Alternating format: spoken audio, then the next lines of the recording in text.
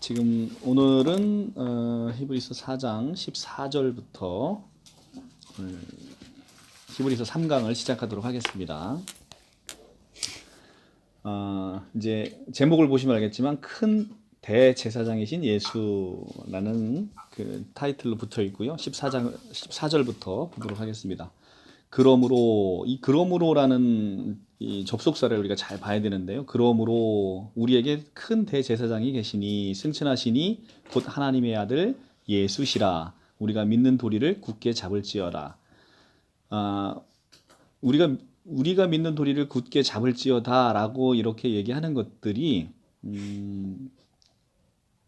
13절을 우리가 같이 연결해서 봐야 된다는 거죠. 왜냐하면 그러므로라는 거 앞에 무슨 얘기를 했는데 그러므로라는 앞에 원인이 있고 그 이유에 대해서 그러므로라고 이렇게 설명을 하고 있습니다. 자, 13절을 우리가 그러면 보면 지으신 것이 하나도 그 앞에 나타나지 않음이 없고 우리의 결산을 받으실 이의 눈앞에 만물이 벌거벗은 것 같이 드러나리라. 자, 우리가 이제는 예수 그리스도의 재림의 때에 우리가 모든 결산을 받으실 이가 이 땅 가운데 오시고 그분으로 인해서 우리 만물이 벌거벗은 채로 우리의 모든 죄상이 낱낱이 드러나서 그에 대한 심판을 받을 날이 이른다는 것이죠. 그렇기 때문에 그러므로 그러니까 그런 날이 오므로 그러므로 우리에게는 큰 대제사장이 계시니 승천하시니 곧 하나님의 아들 예수시라. 이 예수가 우리에게 큰 대제사장으로 있다는 겁니다. 그러면 대제사장이 있다는 게 무슨 의미가 있는 것이냐? 그러니까 우리가 구약 시대에 이스라엘 백성들에게 대제사장이 어떤 의미인지를 여러분들이 이해를 하셔야만 우리에게 큰 대제사장이신 예수가 있는 것이 이 앞에 만물이 벌거벗은 것 같이 드러나는 거와 어떤 연결성이 있는지를 우리가 알 수 있다는 것이죠. 근데 대제사장은 1년에 한 번 모든 이스라엘 백성들의 죄를 가지고 가서 지성소까지 들어가서 그 죄를 사할 수 있는 권한이 있던 사람이잖아요. 그러니까 우리에게 그런 큰 대제사장이신 예수가 계시니 만물이 벌거벗을 것 같이 드러나는 그 우리의 죄악상이 낱낱이 드러날 때 우리에게 대제사장이 없으면 우리의 이 죄를 용서시켜줄 제사장이 우리에게 없는 거잖아요. 그렇기 때문에 이 큰 대제사장이신 예수가 있다는 게 얼마나 크고 감사한지를 우리가 알 수 있다는 거죠. 우리가 믿는 도리를 굳게 잡을지어다. 우리가 믿는 도리를 굳게 잡을지어다. 우리가 믿는 도리가 뭐예요? 예수 그리스도께서 이 땅 가운데 우리의 구속주로 오시고 구원주로 오시고 우리의 신랑 되셔서 오셔서 우리의 모든 죄를 사하시고 부활하셔서 영원한 생명을 주시고 승천하셔서 하나님 보좌 우편에서 우리를 위해서 중보하고 계시고 또 우리 생명을 하나님 안에 감추어 두신 이 엄청난 놀라운 이 믿는 도리를 굳게 붙잡을지어다 이렇게 얘기를 하고 있는 거예요. 자, 우리가 이제는 지난 시간에 배웠어요. 성경에 있어서의 모든 명령은 나의 본질을 바꾸는 놀라운 언약이자 약속이라는 거예요. 그러니까 예를 들어 우리가 믿는 도리를 굳게 잡을지어다 라고 예수님이 우리에게 선포를 해주시면 내 존재는 믿지 않는 나의 존재가 예수 그리스도를 믿는 존재로 나의 본질이 바뀌는 것이다. 물이 포도주로 바뀌어라 라고 얘기하면 물이 포도주로 바뀌는 것처럼 죽은 나사로야 일어나라 라고 하면 그 나사로가 그 명령을 받고 일어나서 죽은 자가 살아나잖아요. 그러니까 본질의 변화가 생긴다는 거예요. 이 명령을 받음으로. 새 언약 아래서는 우리에게는 그렇다는 거예요.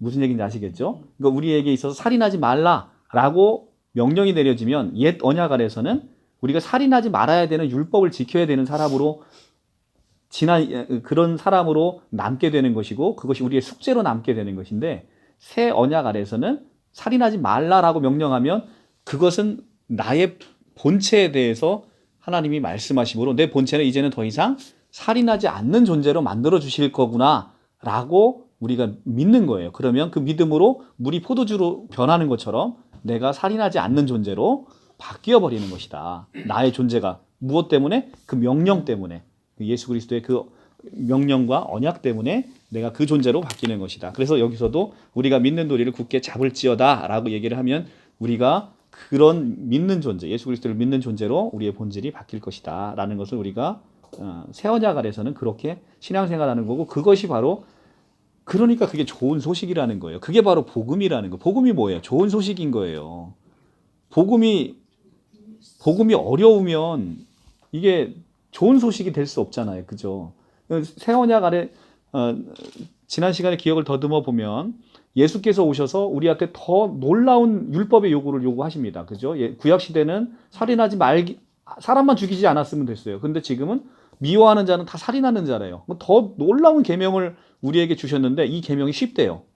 그리고 이게 복음이래요.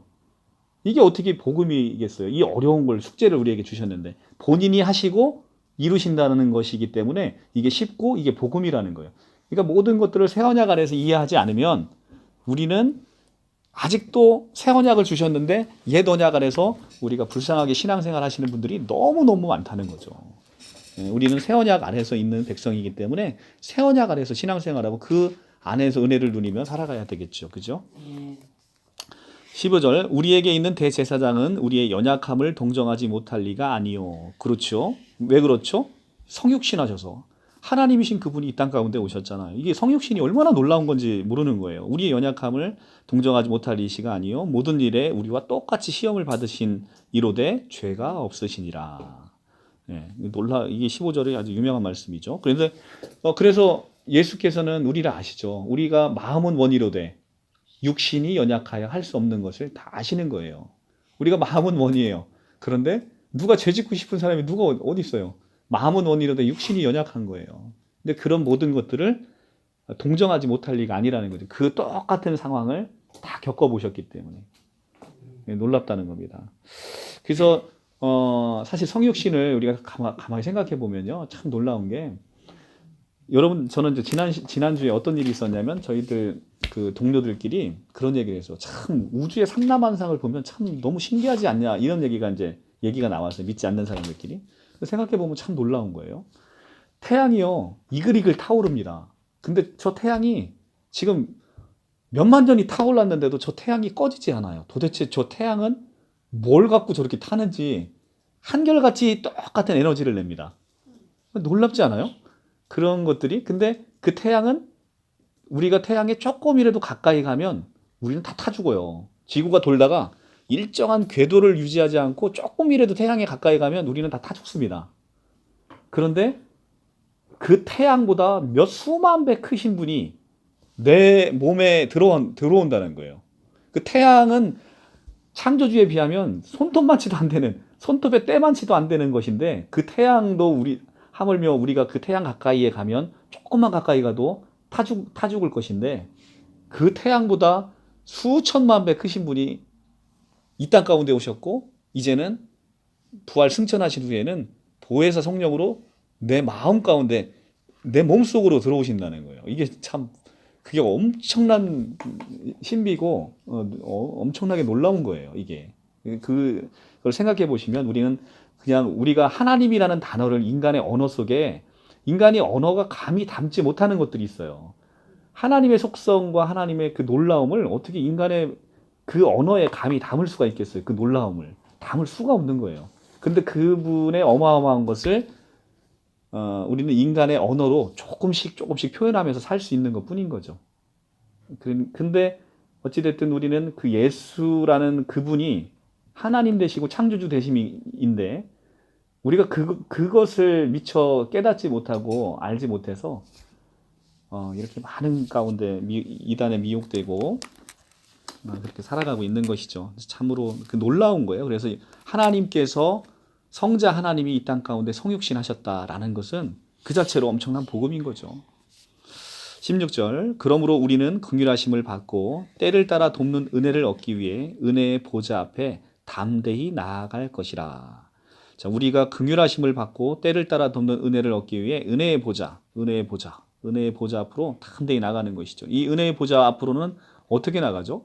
예수 그리스도를 우리가 거함으로, 예수 그리스도 안에 거함으로, 그리스도와 함께, 그리스도가 자기의 육신을 찢어서, 이제는 휘장을 찢었잖아요. 성소와 지성소를 가로막고 있는 휘장을, 십자가에서 육체된 자기 몸을 찢어서 이제는 휘장이 갈라졌으니까 우리가 은혜 보좌 앞으로 우리가 지성소까지 쭉 들어가서 하나님을 직접 뵙고 그 안에서 우리의 모든 형편을 알 수 있는 그런 기초가 다져졌다라는 것이 성경의 메시지인 것이죠. 5장 1절에 대제사장마다 사람 가운데 택한 자이므로 하나님께 속한 일에 사람을 위하여 예물과 속죄하는 제사를 드리게 하나니 그가 무식하고 미혹된 자를 능히 용납할 수 있는 것은 자기도 연약에 휩싸여 있음이라.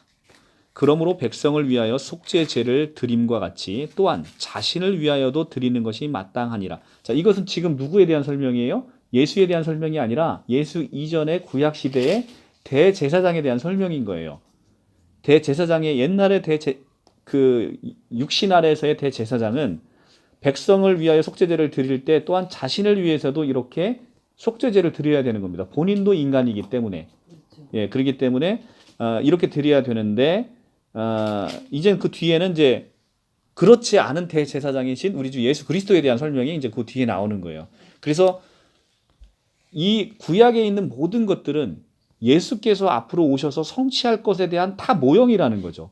그러니까 그 대제사장에 대한 그 다음에 속죄제에 대한 이 모든 제사제도와 대제사장에 대한 역할 이런 것들은 앞으로 우리의 구속주와 구원주로 되셔서 이 땅 가운데 오신 예수 그리스도에 대한 모형이다. 그거를 오셔서 다 성취하신 것이다. 4절 이 존귀는 아무도 스스로 취하지 못하고 오직 아론과 같이 하나님의 부르심을 받은 자라야 할 것이라. 자, 이것은 우리 구약 시대에 아론의 후손, 그러니까 레위 지파 중에서도 여러 지파가 있죠. 12지파가 있는데 이 12지파 중에서도 레위 지파 중에서도 아론의 후손만이 대제사장직을 수행하도록 그렇게 율법에 명령하셨어요. 그래서 아론의 후손만이 우리가 대제사장이 될 수 있는 것인데, 자, 그것이 어디 나오냐면요. 우리가 출애굽기로 한번 가볼게요. 출애굽기에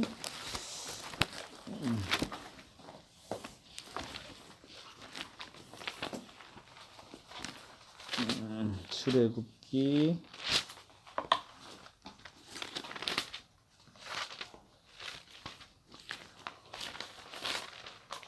28장에 나오네. 28장의 1절.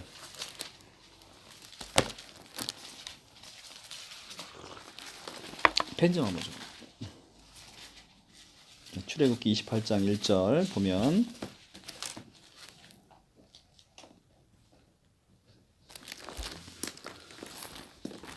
자, 너는 이스라엘 자손 중 내 형 아론과 그의 아들들 곧 아론과 아론의 아들들 나답과 아비후와 엘르아살과 이다말을 그와 함께 내게로 나오게 하여 나를 섬기는 제사장 직분을 행하게 하되 이렇게 되어 있습니다. 그래서 이 대제사장은 레위 지파 중에서도 아론의 후손에게만 주어진 거예요. 그러니까 다른 사람은 대제사장이 될 수가 없어요. 그래서 이 존귀는 아무도 스스로 취하지 못하고 5장 4절에 히브리서 5장 4절에 이 존귀는 아무도 스스로 취하지 못하고 오직 아론과 같이 하나님의 부르심을 받은 자라야만 할 수 있다는 겁니다.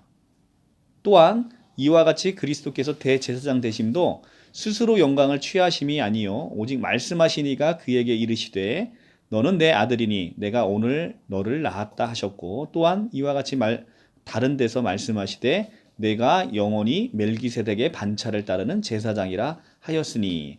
자, 그러니까 이것은 무슨 얘기냐면 예수께서 대제사장이 되심은 스스로 자기가 나 대제사장 될래라고 해서 된 게 아니라 성부 하나님께서 내가 이제는 영원히 멜기세덱의 반차를 따르는 제사장이라라고 명하셨기 때문에 그 대제사장직을 하나님의 말씀에 순종하셔서 아들이신 그 예수께서 하나님의 아들이신 예수께서 멜기세덱의 반차를 쫓아 대제사장이 되었다라는 겁니다. 그래서 아무나 스스로 취하는 게 아니라 성부 하나님의 위임이 있어야만 이 대제사장직을 수행할 수 있다는 겁니다. 그런데 그 대제사장직을 이제는 멜기세덱의 반차를 따르는 예수께서 되셨다는 겁니다. 이 멜기세덱에 대해서는 좀 이따 제가 뒷장에 자세히 나오니까 다시 설명을 드리고요. 구약에 딱 2번 나옵니다. 이 멜기세덱이라는 인물은 신비의 인물이에요. 좀 제가 이따가 7장에서 설명드릴게요.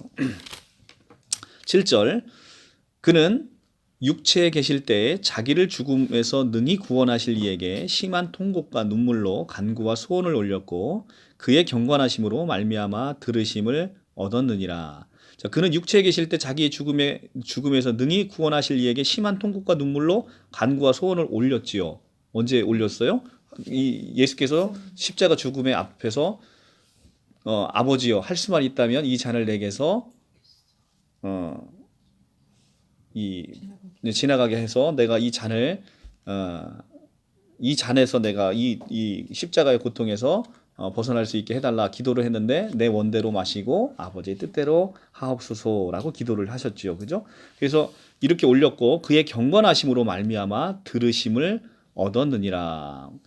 자, 그가 아들이시면서도 받으신 고난으로 순종함을 배워서 온전하게 되셨은즉, 그러니까 아들이면서도 십자가의 고난을 결국은 순종함으로 지셨죠. 그리고 온전하게 되셨은즉 자기에게 순종하는 모든 자에게 영원한 구원의 근원이 되시고 하나님께 멜기세덱의 반차를 따르는 대제사장이라 칭하심을 받으셨느니라. 자, 예수 그리스도께서 십자가를 지신 것이 우리의 모든 영혼의 구원의 근원이 되신 거죠. 왜냐하면 이것은 뭐 제가 누누이 설명드렸던 바로 그거잖아요. 그러니까 창세기 2장 17절에 너희가 정령 죽으리라라고 성부 하나님이 언약을 하셨고 인간이 아담이 그것을 어겼죠. 어겨서 하나님을 배신했기 때문에 우리는 영원히 저주 아래 빠질 수밖에 없는 존재들이 돼버렸잖아요. 그런데 그것을 아담은 그래서 정령 죽으리라 했으니 아담은 죽을 수밖에 없는 거예요. 그러니까 마지막 아담인 예수께서 아담의 죄를 지시고 아담이 죽은 거예요. 마지막 아담이라고 부르잖아요.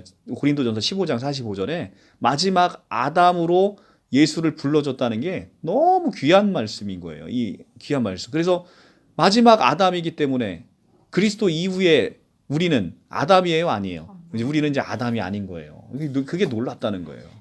우리는 더 이상 아담이 아니다. 마지막 아담으로 불러줬기 때문에 예수 그리스도를. 그래서 아담의 죄는 아담에서 끝이 난 거예요. 그래서 우리는 예수 그리스도의 그 안에서 하나님의 아들이 되는 놀라운 특권이 있어진 것이죠. 그리고 이 영원한 구원은 시공간을 초월해서 아담 시대부터 앞으로 올 모든 세대를 다 영원 단번 제사로 그 속죄함을 다 이뤘다는 거예요. 그게 가능한 것이 그래서 예수는 하나님이어야 되는 거예요. 시공간을 초월할 수 있는 사람이 인간 나부랭이가 그걸 할 수 있어요? 못하죠. 하나님이어야만 반드시 아담 시대부터 앞으로 올 세대 그리고 우리 세대의 모든 사람들을 다 구원할 수 있는 거예요. 그 방주 안에 다 담을 수 있다는 거죠. 시공간을 초월하실 분은 딱 한 사람 창조주밖에는 안 된다. 그러니까 창조주 그분이 이 땅 가운데 오셔서 성육신하셔서 마지막 아담이 돼서 아담의 죄를 끝내버린 것이다. 끝내버리신 것이다. 이게 십자가의 복음이라는 거죠. 그러니까 자기 스스로 사람이라고 하는 놈 중에서 구원자라는 놈은 다 구라죠, 구라. 다 사기꾼인 것이죠. 지가 시공간을 초월합니까? 시공간은커녕 그러니까 우리 이만희 총회장님이 얼마나 사기꾼인지 우리가 잘 알 수가 있는 것이죠, 그죠? 스스로 자기는 하나님이 아니시랍니다. 그러니까 구원자가 될 수 없는 것이죠, 하나님이 아닌 자가. 자, 하나님께서 멜기세덱의 반차를 따른 대제사장이라 칭하심을 받으셨다. 자, 이게 예수 그리스도가 십자가에 죽으심으로 하나님께 순종하심으로 이제는 멜기세덱의 반차라는 것은 이 멜기세덱은 참 신비의 인물이에요. 평강의 왕이고 왕이자 제사장입니다. 그러니까 왕이면서 대사장이신 그 놀라운 그 반차를 따르는 이제는 이제 아론의 반차가 아닌 하나님이 정하신 새로운 반차인 멜기세덱의 반차를 따라서 영원한 대제사장이 되신 예수 그리스도의 그 대제사장으로 말미암아 우리는 영원한 구원의 그 반열에 우리가 참여할 수 있는 것이다. 대제사장이신 예수 그리스도는 지금 부활하셔서 승천하시고 그리고 하나님 보좌 우편에서 늘 예전에 아론의 반차를 따르는 대제사장은 1년에 한 번씩밖에는 우리 죄를 속해 줄 수 없어요. 그러나 멜기세덱의 반차를 따르는 예수는 하나님 보좌 우편에 앉으셔서 늘상 매일매일 나 한 사람 한 사람을 위해서, 우리 모든 한 사람 한 사람을 위해서 우리의 죄를 중보하고 계신다는 거죠. 우리를 계속해서 변호하시고 계신다는 거죠. 그래서 그 예수의 중보 사역은 단 한 번도 쉼이 없는 거예요. 이 엄청난 대제사장이 우리에게 주어졌다는 겁니다. 1년에 한 번씩 겨우 하는 그 대제사장이 아니라 매일매일 나를 위해서, 내가 기도하지 않는 동안에도 나를 위해서 하나님께 나의 기도를 드려주는, 이 중보의 기도를 하시는 놀라운 우리에게 대제사장이 있다는 겁니다. 얼마나 감사합니까? 누군가가 나를 위해서, 내가 기도하지 않는 그 순간에도 누군가가 나를 위해서 기도하는, 오늘 이제 끝나고 부를 이 찬송, 여기서 누군가 널 위해 기도하는 이 여기서 누군가가 누구예요? 이게 우리를 위해서 영원히. 그러니까 우리의 인간의 기도는요, 정말 이건 연약한 거예요. 제가 누구를 위해서 아무리 중보한다 한들 뭐 얼마나 할 수 있겠어요, 그죠? 그런데 이 영원하신 말기세덱의 반차를 따르신 예수 그리스도의 중보 기도는요, 단 한순간도 끊임이 없는 거예요. 단 한순간도. 왜냐하면 시공간을 초월하시는 분이기 때문에. 가끔 이제 어떤 믿지 않는 사람이 그런 얘기를 해요. 아니 시간이 이렇게, 그러니까 시간 밖에서 생각을 못 하기 때문에, 아니 우리가 지금 지구가 몇억 명인데 그 한 사람 한 사람을 어떻게 동시에 그거를 기도할 수 있겠냐는 거예요. 그거는 이제 인간 차원에서 생각하는, 인간의 아주 뭐 되지도 않는 그 조그만 이 CPU에서 생각하는 정도에 지나지 않는 생각인 거죠. 하나님의 그 크심은 시공간을 초월해 있고 시간이 멈춰 있기 때문에 모든 사람을 위해서, 한 사람 한 사람을 위해서 동시에 다 하나님께 중보할 수 있는 그 놀라움이 있다는 거죠. 자, 11절. 멜기세덱에 관하여는 우리가 할 말이 많으나 너희가 듣는 것이 둔함으로 설명하기 어려우니라. 자, 이게 항상 우리한테 하는 얘기예요. 이게 이 히브리서 저자가 멜기세덱에 관한 우리한테 할 말이 많대요. 그런데 우리가 들을 기가 없는 거예요. 들을 기가. 설명해도 못 알아듣는 거예요. 설명해도. 그러니까 우리가 항상 그래서 영안이 열려 있는 게, 우리가 같은 말씀을 들어도요, 이 말씀이 정말로 쭉쭉쭉쭉 빨려들어서 이해되는 사람이 있고, 이 말씀이 이해가 안 되는 사람이 있는 거예요. 그러니까 들을 기가 없는 거예요. 아무리 똑같은 말씀을 들어도. 그러니까 같은 예배를 드려도 어떤 사람은 충만한 은혜를 받고 어떤 사람은 기가 막혀서 이게 무슨 말인지를 못 알아듣는 거죠. 그래서 우리는 여기서 이제 히브리서 기자처럼 이렇게 할 얘기 많은데 설명하기 참 어렵다는 거, 너희가 둔해서.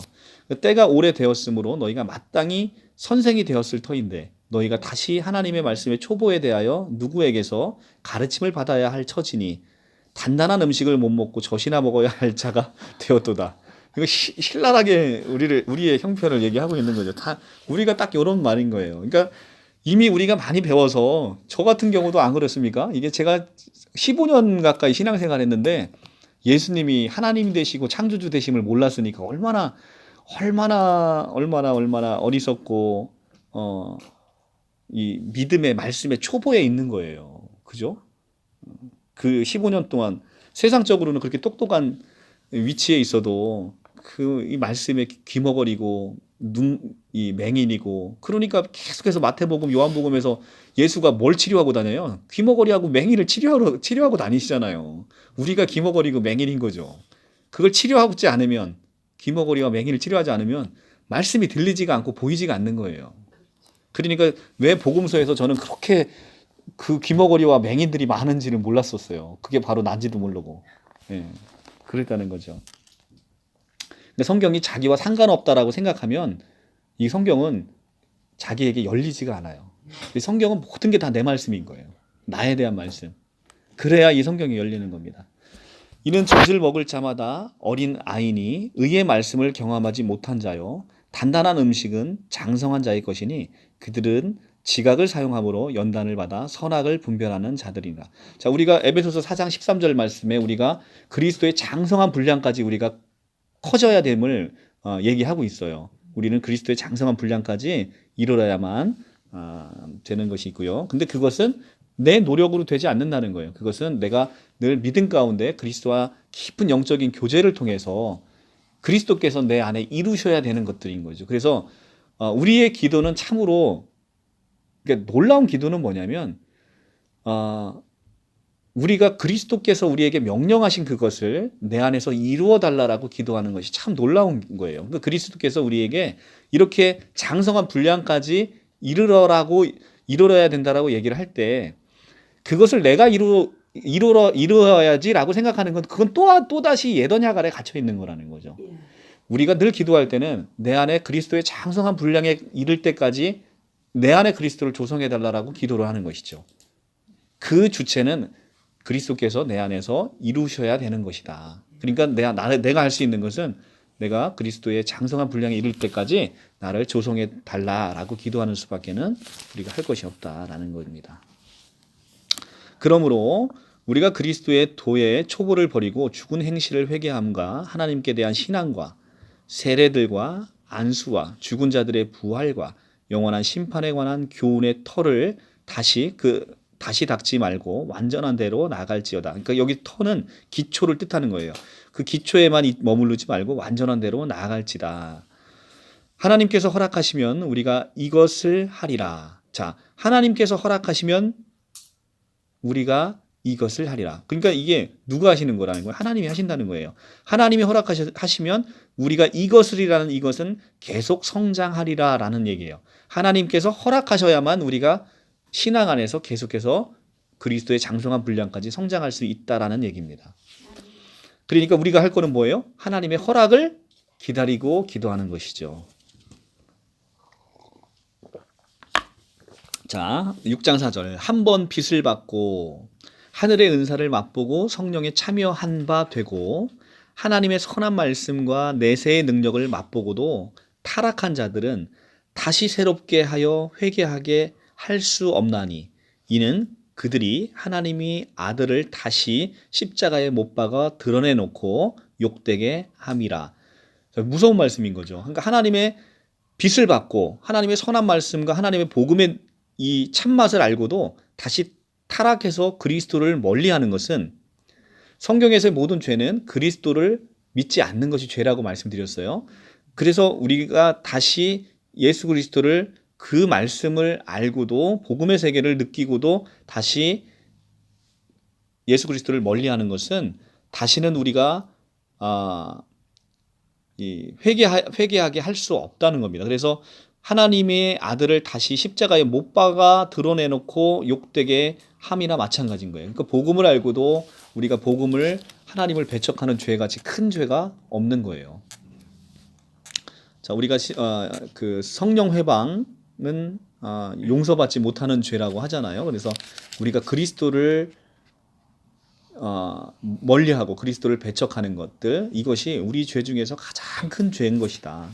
그래서 우리는 하나님의 은혜로 늘 달려감을 소원하고 그런 기도로 늘 우리의 마음속에 그리스도가 성장하는 그런 기도를 늘 드려야 되는 것이다 말씀을 드립니다.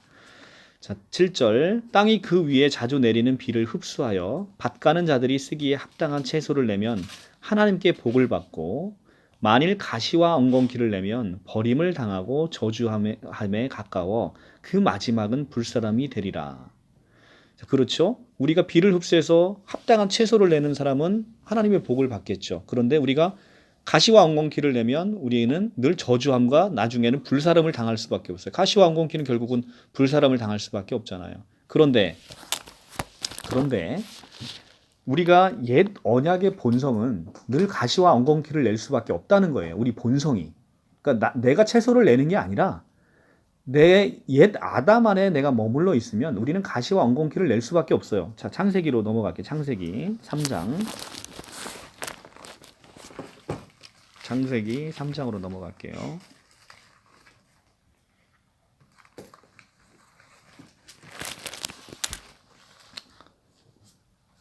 자, 보시면 2장 17절에서 제가 늘 잘 써먹는 성경 구절이죠. 선악을 알게 하는 나무의 열매를 먹지 말라. 내가 먹는 날에는 반드시 죽으리라 하시니라. 이렇게 언약을 했죠. 2장 17절에. 그런데 3장에서 3장 1절 뱀이 여호와의 하나님이 지으신 들짐승 중에 가장 간교하니라. 뱀이 여자에게 물어 이르되 하나님이 참으로 너에게 모든 동산의 나무 열매를 먹지 말라 하시더냐. 이렇게 물어봅니다. 여기서부터 간교함이 나오죠. 하나님이 실제로 얘기한 것은 모든 것을 다 먹되 선악을 알게 하는 나무의 열매를 먹지 말라 했는데 뱀은 거꾸로 물어봐요. 하나님이 참으로 너희에게 모든 나무의 열매를 먹지 말라 하시더냐? 이렇게 하나님이 얘기한 거와 거꾸로 물어보죠. 이게 뱀의 간교함입니다. 자, 그래서 여자가 뱀에게 말하되 동산나무 열매를 우리가 먹을 수 있으나 동산 중앙에 있는 나무 열매는 하나님의 말씀에 너희는 먹지 말고 만지지도 말라 너희가 죽을까 하노라 하셨느니라. 뱀이 여자에게 이르되 너희가 결코 죽지 아니하니라 너희가 그것을 먹는 날에는 너희 눈이 밝아져 하나님같이 되어 선악을 알 줄을 하나님이 아심이라.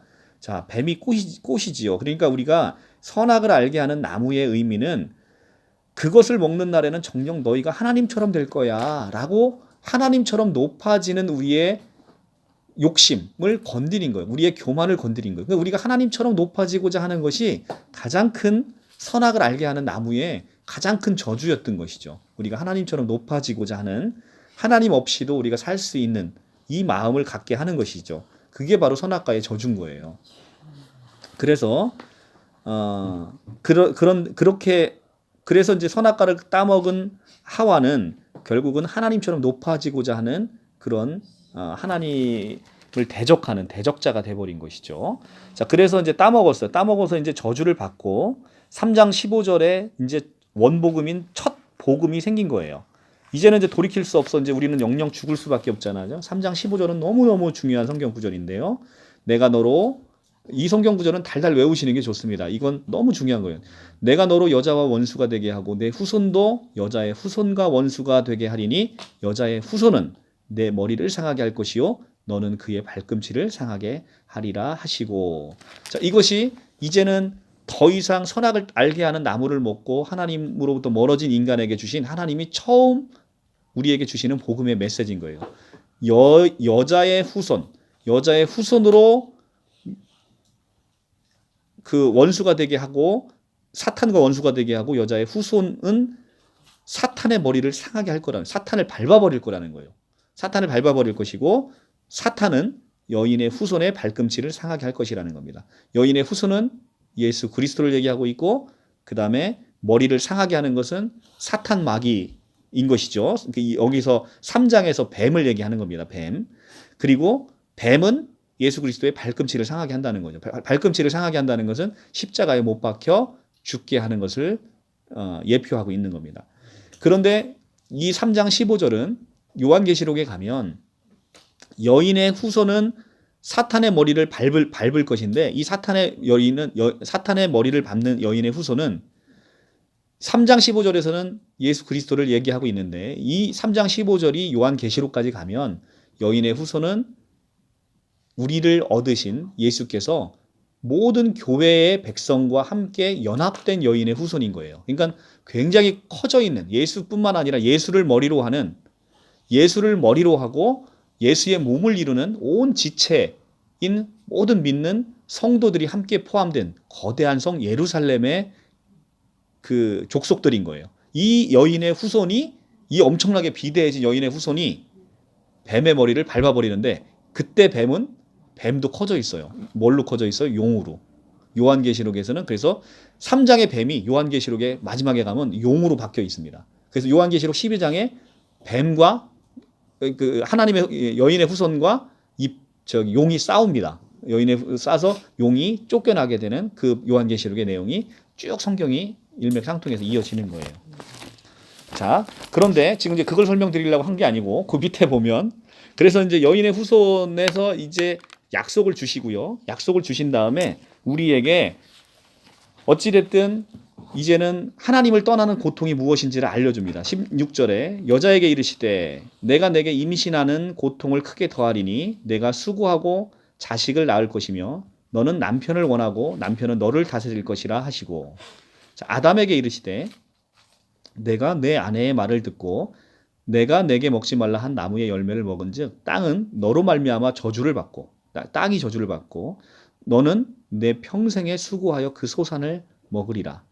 땅이 내게 가시와 엉겅퀴를 낼 것이라. 내가 먹을 것은 밭의 채소인즉 내가 흙으로 돌아갈 때까지 얼굴에 땀을 흘려 먹을 것이니 내가 그것에서 취함을 입었습니다. 자, 여기서 이제 18절에 가시와 엉겅퀴가 나오잖아요. 근데 이것을 육적인 의미에서 땅에서 가시와 엉겅퀴만 낸다라는 의미로 이해를 하면 성경을 너무 좁게 본다는 거예요. 이것을 여기서 땅은 기본적으로 우리 마음을 얘기하는 거예요.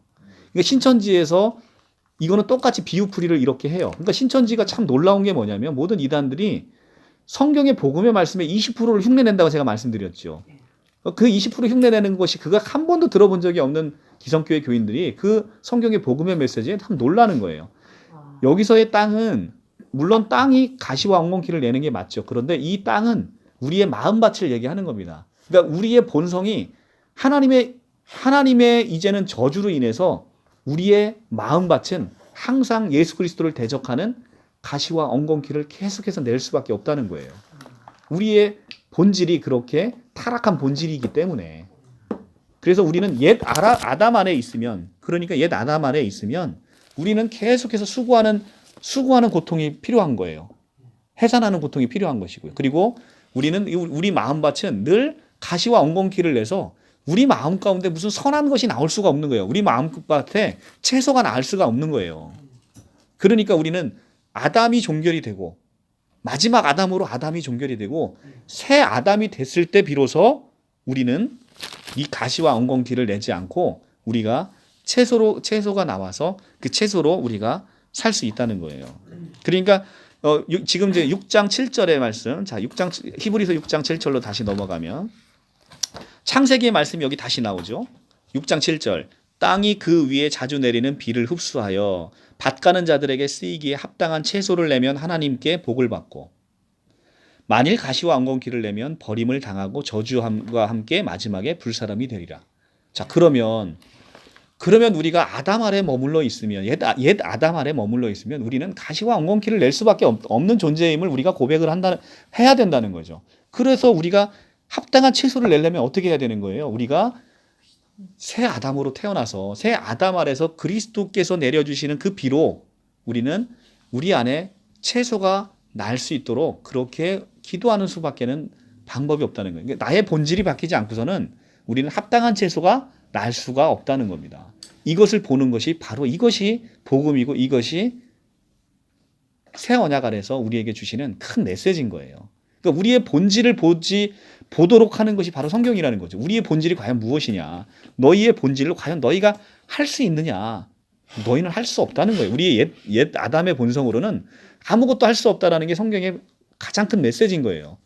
그런데 지금 우리 한국 교회에서 퍼져나오는 것이 다 옛 아담의 훈련을 시키는 거예요. 너희가 가서 이렇게 하라, 이렇게 하라, 이렇게. 지금 새 언약 아래에 있는 우리의 백성을 다시 옛 언약 아래로 계속해서 끌고 가서 그런 훈련을 시키는 거예요. 그러니 교회가 성장을 하고 예수 그리스도가 우리 안에 조성이 되냔 말이에요. 15년을 다녀도 생명이 없는 거예요, 우리 안에. 이것이 지금 한국교회의 가장 큰 가슴 아픔, 우리가 같이 중보하고 한국교회에 전파해야 될 복음의 메시지라는 거죠.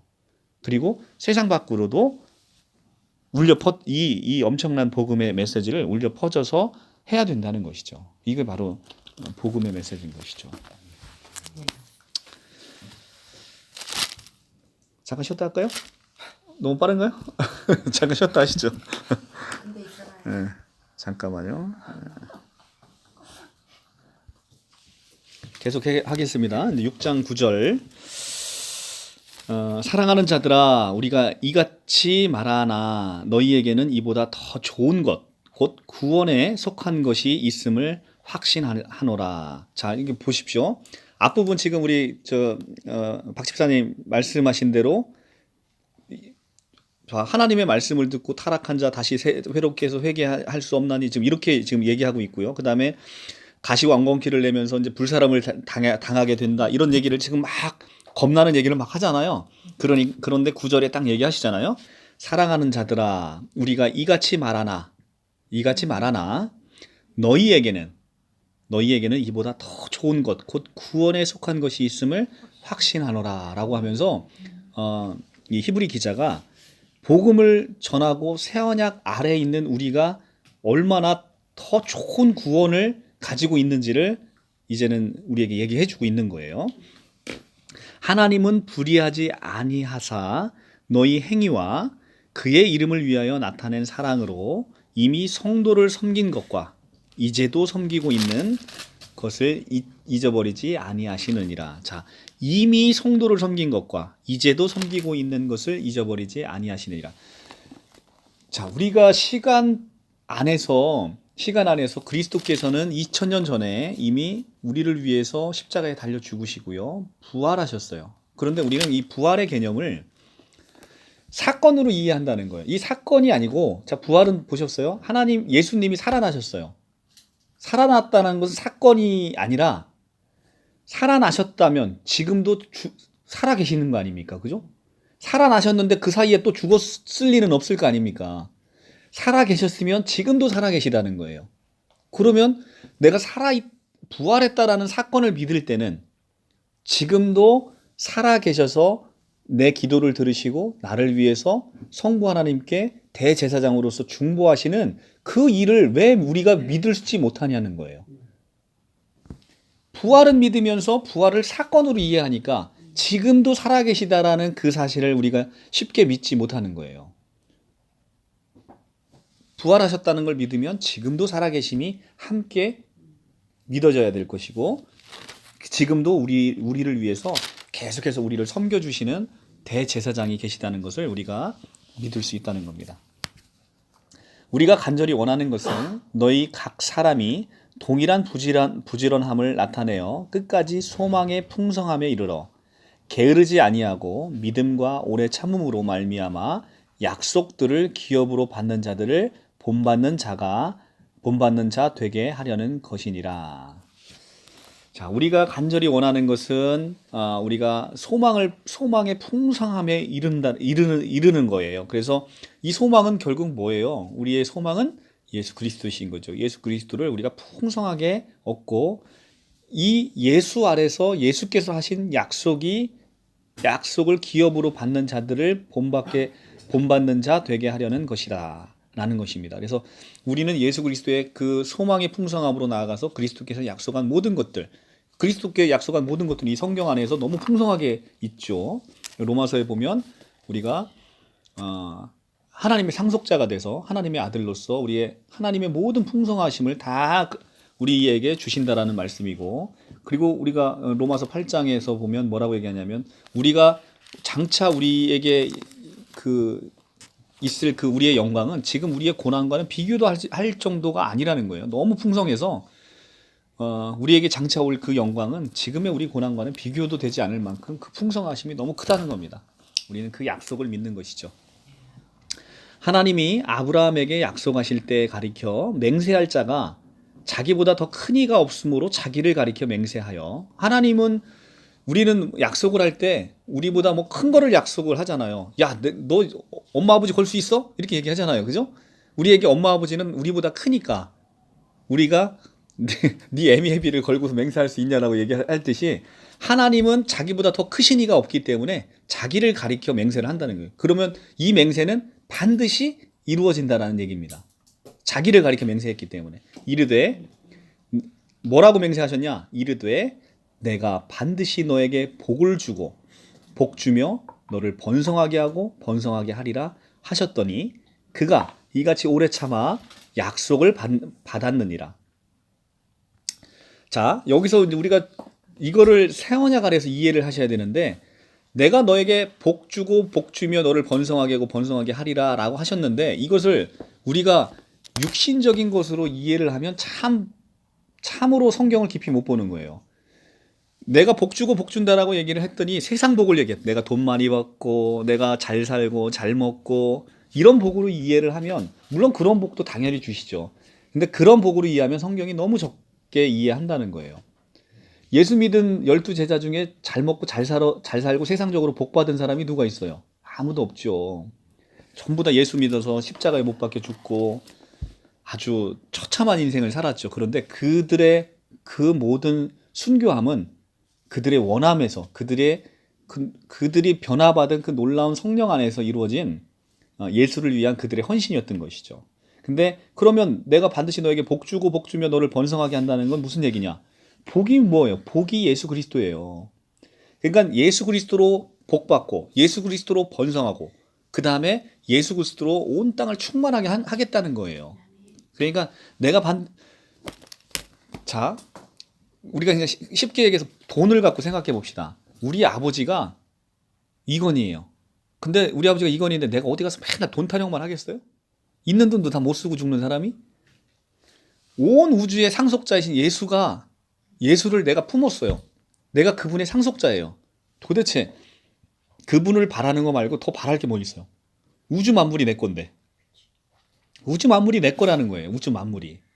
그런데 내가 뭘 더 바라겠어요? 여기서 복은 내가 반드시 너에게 복 주고 복 주며 너를 번성하게 한다는 것은 예수 그리스도를 너에게 주고 예수 그리스도로 네가 번성하고 온 인류가 예수 그리스도를 번성하게 해주겠다라는 것이고, 그가 이같이 오래 참아 약속을 받았느니라 이 얘기를 합니다. 그죠? 그래서 사람들이 자기보다 더 큰 자를 가리켜 맹세하나니 맹세는 그들이 다투는 모든 일의 최후 확정이니라. 그러니까 사람들이 자기보다 더 큰 자를 가리켜 맹세를 하고, 이 맹세는 어떤 사람들이 뭔가를 막 다툴 때 이 맹세로 인해서 최후 확정을 하는 거예요. 우리 이렇게 하기로 하자라고 맹세를 하는 겁니다.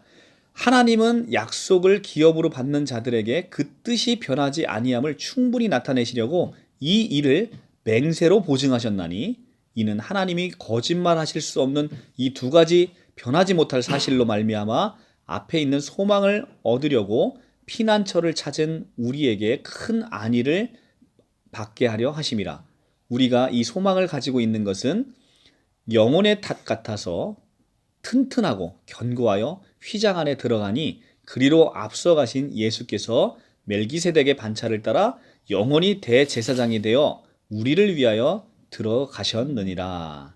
자, 예수께서는, 하나님께서는 우리에게 이 약속, 내가 반드시 내게 복주겠다라는 이 약속을 맹세하셨고, 자기보다 더 큰 이가 없어서 자기를 가리켜 맹세하시면서 우리에게 이 약속을 기업으로 주셨고, 이것을 맹세로 보증을 하셨다는 겁니다. 그리고 이 보증으로 지금 신약을 살아가는 우리에게는 성령을 주셔서 성령으로 우리를 인치셨다는 거예요. 그래서 이 보증은 이제는 더 이상, 그래서 이거를 로마서에서는 이걸 뭐라고 얘기하냐면, 하나님도 이제는 어쩔 수가 없어요. 그거를 뭐라고 얘기하냐면 이걸 법칙이라고 하는 거예요. 그러니까 로마서 8장으로 넘어갈게요.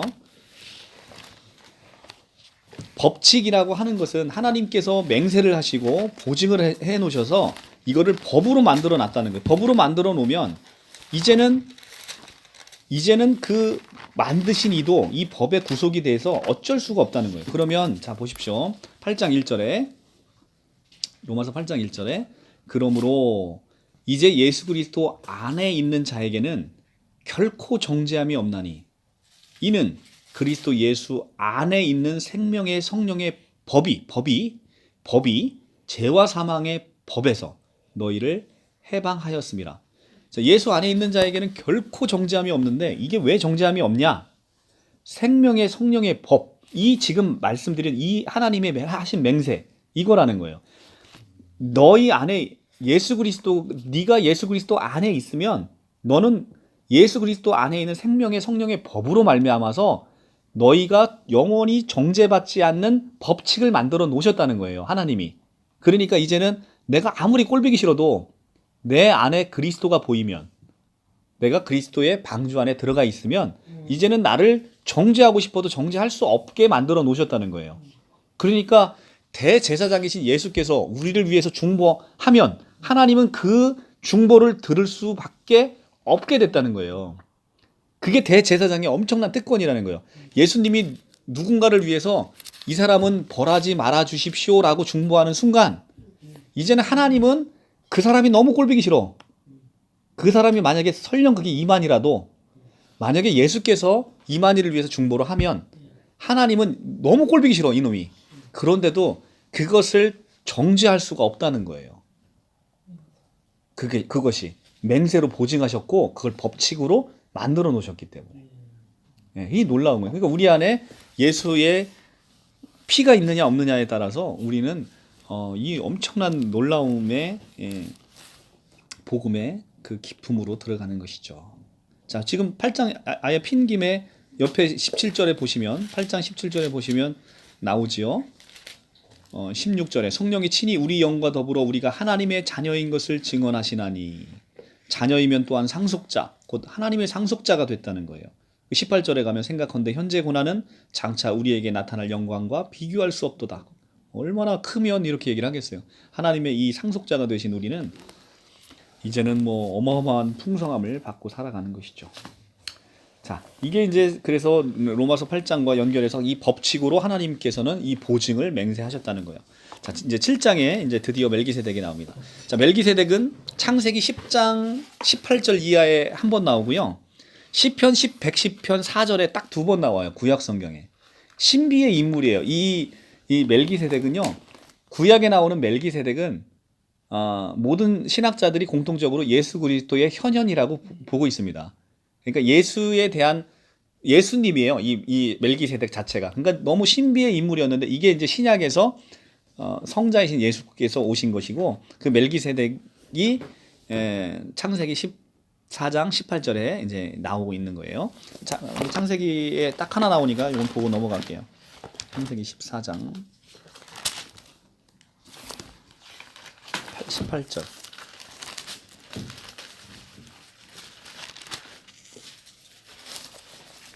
17절부터 멜기세덱이 아브라함을 축복하다. 근데 이 멜기세덱이 그리스도를 예표하고 있고 그리스도를 현현이라는 것에 대해서 아마 잘들 모르실 거예요. 그런데 이 17절에 보시면 아브라함이 그돌라오멜과 그와 함께한 왕들을 쳐부수고 돌아올 때 소돔 왕이 사회 골짜기 곧 왕의 골짜기로 나와 그를 영접하였고 살렘 왕 멜기세덱이 살렘 왕이라는 것은 우리가 이제 샬롬 그러잖아요. 샬롬 할 때 그 평화의 왕이에요. 평강의 왕입니다. 살렘 왕인 평강의 왕인 멜기세덱이 떡과 포도주를 가지고 나왔으니 그는 지극히 높으신 하나님의 제사장이었더라. 그가 아브라함에게 축복하여 이르되 천지의 주제시여 지극히 높으신 하나님이시여 아브라함에게 복을 주옵소서라고 멜기세덱이 아브라함을 축복합니다. 너희 대적을 내 손에 붙이신 지극히 높으신 하나님을 찬송할지어다 하매 아브라함이 그 얻은 것의 10분의 1을 멜기세덱에 주었더라. 아브라함이 멜기세덱에 11조를 바치신 거죠. 그러니까 구약의 멜기세덱이라는 인물이 이렇게 표현이 되고 나와 있습니다. 이 멜기세덱이 이제 히브리서 7장에서 나오는 이제는 이 멜기세덱이 어떤 분인지를 쭉 설명을 합니다. 근데 이 멜기세덱의 반차를 따르는 분이 그러니까 자 역사를 보면 멜기세덱이라는 인물이 있어요. 근데 이 인물이 어떤 인물인지 모르겠어요. 근데 육신 가운데 누군가가 2000년 전에 예수가 그 이후에 후손으로 오셨어요. 이 후손으로 온 이 분이 멜기세덱의 반차를 따라서 이제는 대제사장직이 됐다는 거예요. 근데 그 순서로 보면 멜기세덱은 시간 안에 보면 먼저 있었던 구약의 인물이고 예수는 그 이후에 시간 안에서 멜기세덱의 반차를 따라서 그 후손으로 온 거예요. 이제 그거에 대해서 이제 쭉 설명을 하고 있는 겁니다. 7장부터. 이 멜기세덱은 살렘 왕이요. 평강의 왕이랍니다. 지극히 높으신 하나님의 제사장이라. 자, 지금 읽었지요. 그죠? 구약에서. 지극히 높으신 하나님의 제사장이라. 여러 왕을 쳐서 죽이고 돌아오는 아브라함을 만나 복을 빈 자라. 자, 이게 히브리 기자가 창세기를 읽고 이렇게 설명을 하는 거예요. 아브라함의 모든 것의 10분의 1을 그에게 나눠주니라. 그 이름을 해석하면 먼저는 의의 왕이요. 그 다음은 살렘 왕이니 곧 평강의 왕이요. 살렘 왕이니까 살렘의 뜻은 평강이니까 평강의 왕이요. 그러니까 의의 왕이고 평강의 왕이라는 거예요. 멜기세덱이. 당연하죠. 이게 예수 그리스도의 현현이기 때문에 예수는 결국 의의 왕이고 평강의 왕이었다는 얘기죠.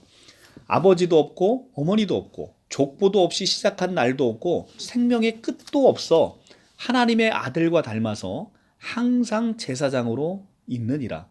그러니까 이 살렘 왕은 누군지도 모르는 출처불명인데 생명의 끝이 없어서 하나님의 아들과 닮아서 항상 제사장으로 있느니라.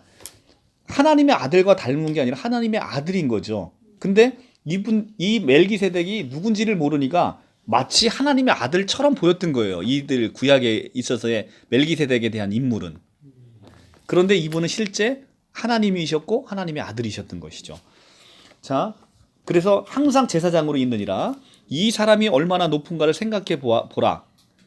조상 아브라함도 노략질의 10분의 1을 그에게 주었다. 아브라함이 누굽니까? 유대인 백성들에게 모든 믿음의 조상이에요.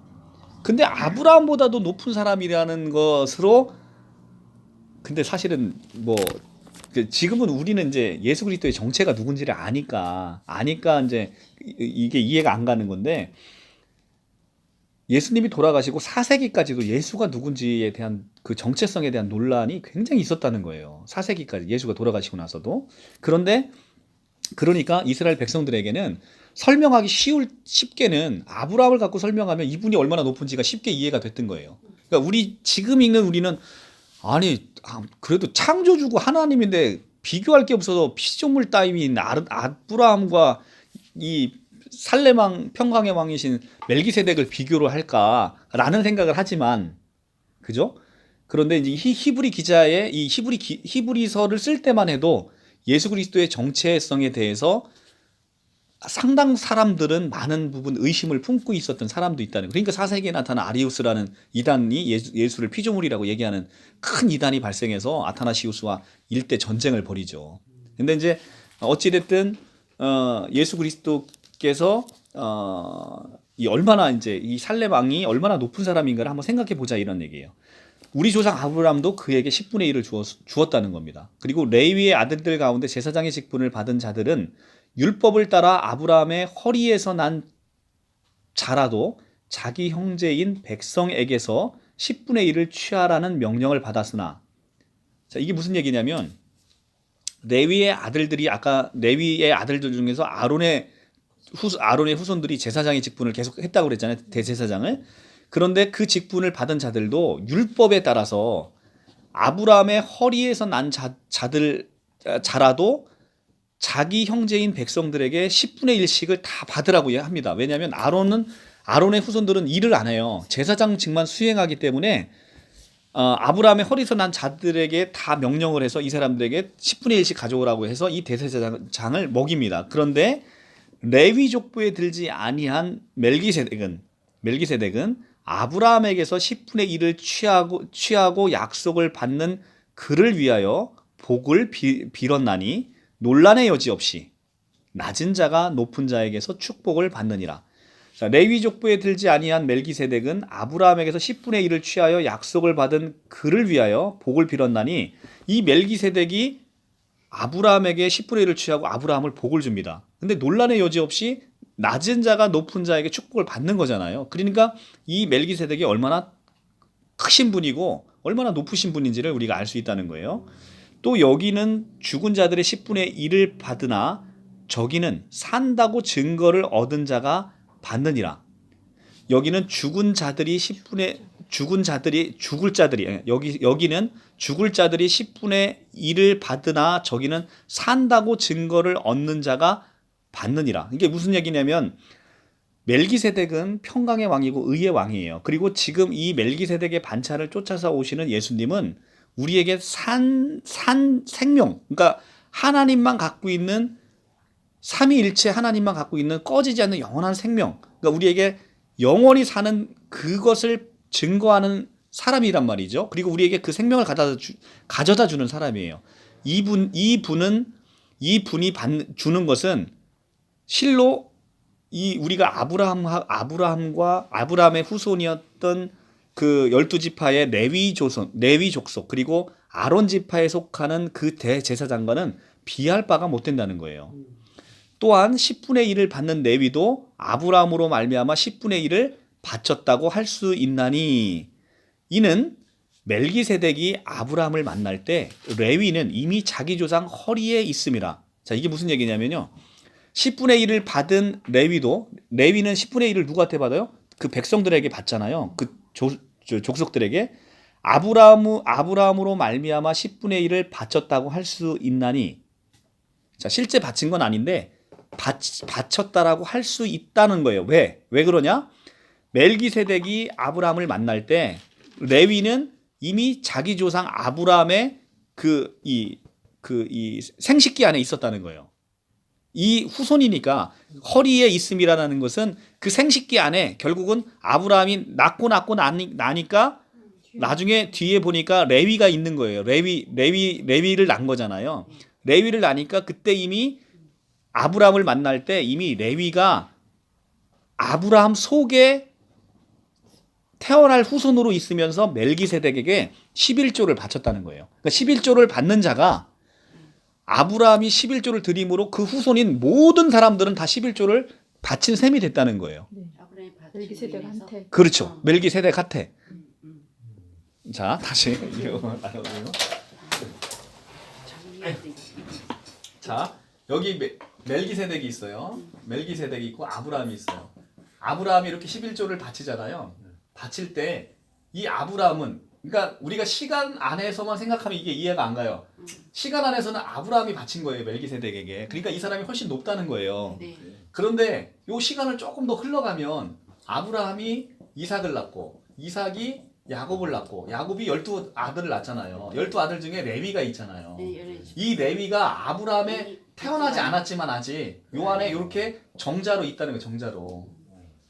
생식기 안에 있으니까 이 사람이 멜기세덱에게 경배할 때 이 모든 후손은 무릎을 꿇고 멜기세덱에게 다 경배했다 이런 얘기예요. 그러니까 근데 이 레위가 누구예요? 모든 백성의 추앙을 받으면서 11조를 받는 자예요. 그 11조를 받는 이자도 결국은 아브라함이 경배할 때 같이 11조를 같이 드린 사람이라는 거죠. 그러니까 이 레위는 유대인들에게 너무 높은 사람이에요. 너무 높은 사람, 이 사람이 멜기세덱에게 11조를 바쳤으니 이 멜기세덱이 얼마나 큰 사람이냐 이 얘기를 하고 있는 거예요. 이해됐어요? 아, 예. 멜기세덱이 창세기의 실제 인물이에요? 그러니까 실제 인물은 아닌데, 그러니까 실제 인물은 아닌데 멜기세덱이라고 하는 미스테리의 인물이죠. 미스테리 인물이어서 이분이 실제 인물인지 아닌지는 그건 모르는 거죠. 그건 모르는 거. 그게 없으니까. 예, 그렇지. 예. 대신에 그 아브라함에 바쳤다는 그 한 구절 때문에. 그렇지. 그게 그 증거다. 예수님을 예표하신 거다. 그런 것이죠. 예. 그 창세기 한 구절이 왜 있을까요? 그건 모르지 나도. 근데 그거야 뭐 하나님의 어떤 섭리가 있겠지. 예. 자, 그래서 지금 이제 고말을 하고 있는 거예요. 그러니까 멜기세덱이 그러니까 멜기세덱은 결국은 예수 그리스도인데 예수 그리스도가 얼마나 높은지를 유대인의 시각에서 이걸 설명하는 거예요. 유대인의 시각에서. 아브라함을 기대기. 예, 예. 그래서 유대인의 시각에서 이걸 설명하는 거예요. 자, 그다음에 자기 조상 허리에 있었음이라. 레위 계통의 제사 직분으로 말미암아 온전함을 얻을 수 있으면 어찌하여 아론의 반차를 따르지 않고 멜기세덱의 반차를 따르는 다른 한 제사장을 세울 필요가 있느냐. 이게 무슨 얘기냐면 레위 계통의 제사 직분의 그 제사장들은 1년에 한 번씩 들어갔잖아요. 근데 이 사람으로서는 우리가 온전함을 얻을 수 없다는 거예요. 맨날 가서 1년에 한 번씩 제사 지낼 수도 없고 이 제사는 온전한 제사가 아니라는 거예요. 근데 이것을 모형으로 해서 이제는 영원한 단번 제사를 드릴 그 누군가가 오는데 그게 바로 멜기세덱의 반찬을 따르는 다른 한 제사장. 이게 누구예요? 예수 그리스도. 그러니까 제사의 직분이 바뀌었은즉 율법도 반드시 바꿔져. 이게 굉장히 중요한 단어예요. 7장 12절은 제사의 직분이 바뀌었은즉 율법도 반드시 바꾸어지리니. 제사는 아론의 반차를 따르는 아론의 후손들의 대제사장의 제사 제도에서 제사의 직분이 멜기세덱을 따르는 반차로 바뀌었어요. 바뀌었으니까 이제는 율법도 반드시 바꿔져서 우리는 새 언약 아래에서 나오는데 이제 그게 새 언약 아래에서 나오는데 그게 이제 10장 18절로 딱 넘어가는 거예요. 10장 18절로 넘어가서 10장 12절부터로 이제 넘어가는 그 바로 이제 바뀐 게 바로 이거예요. 10장 12절에서 오직 12절 오직 그리스도는 죄를 위하여 한 영원한 제사를 드리고 하나님 우편에 앉으사 그 후에 자기의 원수들이 발등상이 되기까지 기다리시니 그가 거룩하게 된 자들의 한 번의 제사로 영원히 온전하게 하셨느니라. 이렇게 해서 영원하게 돼서 18절에 이것들을 사하였은즉 다시 죄를 위하여 제사 드릴 것이 없느니라.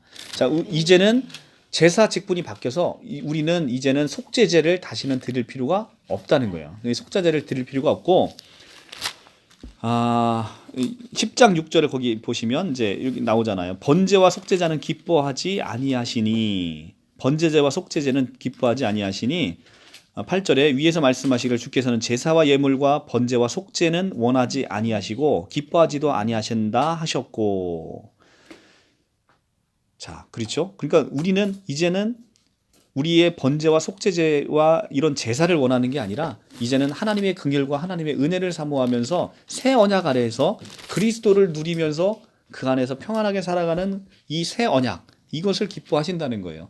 그런데 우리가 계속해서 맨날 가갖고 번제와 속죄제로 예배를 드리면 되겠어요? 안 되겠어요? 안 되는 거죠. 예. 이제 제사 직분이 바뀐 거예요. 그러니까 우리는 은혜 가운데 이 은혜 공동체에서 이제는 생활을 하고 새 언약 아래서 그분을 기대하는 거죠. 우리가 그리스도가 하실 일을 기대하는 겁니다. 이 찬송도 있는데 이 찬송도 있는데 주께서 하실 일을 기대해. 뭐 이런 찬송도 있는데 하여튼 그런 게 있습니다. 하여튼 그래요. 예수께서 하시는 이 일을 기대하는 것이죠. 13절. 이것은 한 사람도 제단 일을 받들지 않은 다른 지파에 속한 자를 가리켜 말한 것이라. 우리 주께서는 유다로부터 나신 것이 분명하도다. 그러니까 자, 열두 아들 중에서 레위 지파가 있고 그러니까 레위가 있고 유다가 있어요. 그러니까 유다의 후손에서 다윗 왕이 나요. 다윗 왕이 나서 다윗의 후손으로 예수가 나는 거죠. 그러니까 레위 지파는 원래 제사장에 있는 것이고 이 다윗의 후손으로 온 유다 지파의 사람인 거예요. 예수는. 그래서 이제는 레위 지파가 대제사장직을 했는데 이제는 신약에 와서는 이 유다 지파인 다윗의 후손인 예수를 통해서 우리에게 새로운 제사장이 만들어지는 것이죠. 그래서 유다로부터 나신 것이 분명하도다. 이 지파에서 모세가 제사장에게 관하여 말한 것이 하나도 없고, 자, 모세는 당연히 제사장 이 지파에서 하나도 없죠. 왜냐하면 레위 지파 아론의 후손에서만 아까 출애굽기 28장에 봤잖아요. 자, 멜기세덱과 같은 별다른 한 제사장이 일어난 것을 보니 더욱 분명하도다. 그는 육신에 속한 한 계명의 법을 따르지 아니하고 오직 불멸의 생명의 능력에 따라 되었으니. 자, 생명의 능력에 따라 되었다는 거예요. 그죠? 증언하기를 내가 영원히 멜기세덱의 반차를 따르는 제사장이라 하였도다. 전에 있던 계명은 연약하고 무익함으로 패하고, 자, 율법은 아무것도 온전하게 못할지라. 이에 더 좋은 소망이 생기니, 이제 율법은 연약하고 무익한데 더 좋은 소망이 생기니 이것이 이것으로 우리가 하나님께 가까이 가느니라. 그렇죠? 왜냐하면 예수께서 휘장을 찢으셨으니까 우리가 하나님의 지성소까지 들어갔잖아요, 지금. 그러니까 우리의 지금 현재는 제가 그 동영상 보라고 한 거 다 보셨죠? 성막제도에 대한 거? 예. 그러니까 그 지성소까지 1년에 한 번 들어가는 그 지성소까지를 우리를 단번에 데리고 들어가신 거예요.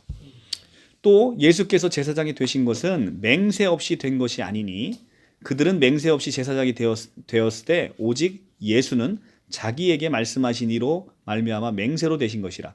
주께서 맹세하시고 뉘우치지 아니하시리니 내가 영원히 제사장이다 하셨도다.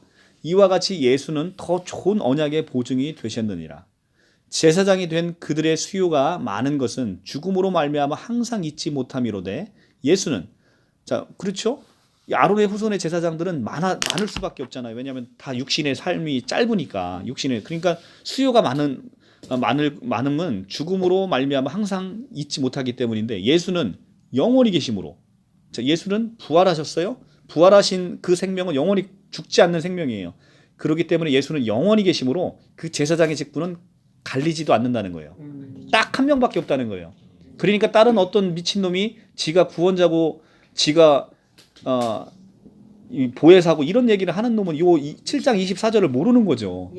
7장 24 제사장 직분은 갈리지 않는 거예요. 이제는 딱 한 사람밖에 없는 거예요.